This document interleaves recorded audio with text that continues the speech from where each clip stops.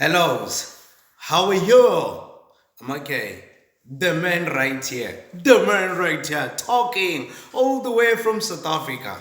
Now, what is it that we're going to be talking about today?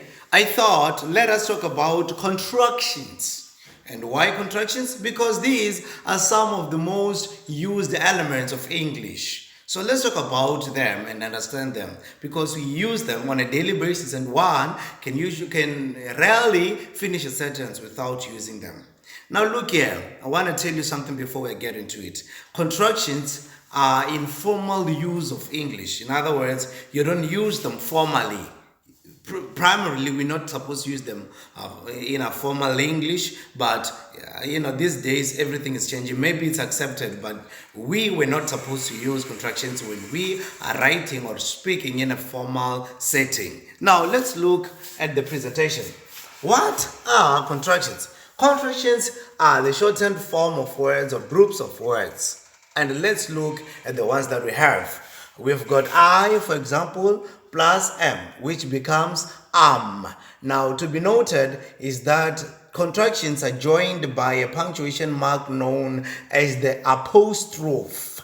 This little thing hanging on the air there, this inverted comma, yes, it's called an apostrophe. Now let's look at another contractions. He plus is becomes his.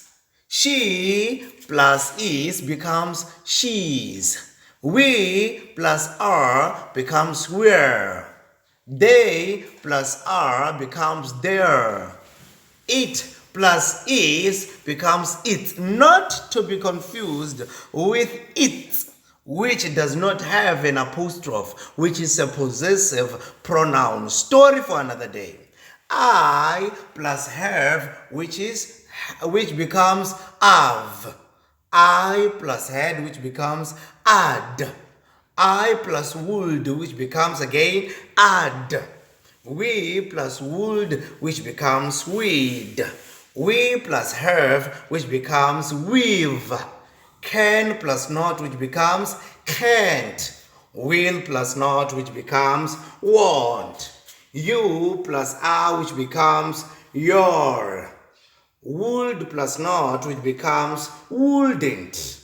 Should plus not, which becomes shouldn't. Could plus not, which becomes couldn't.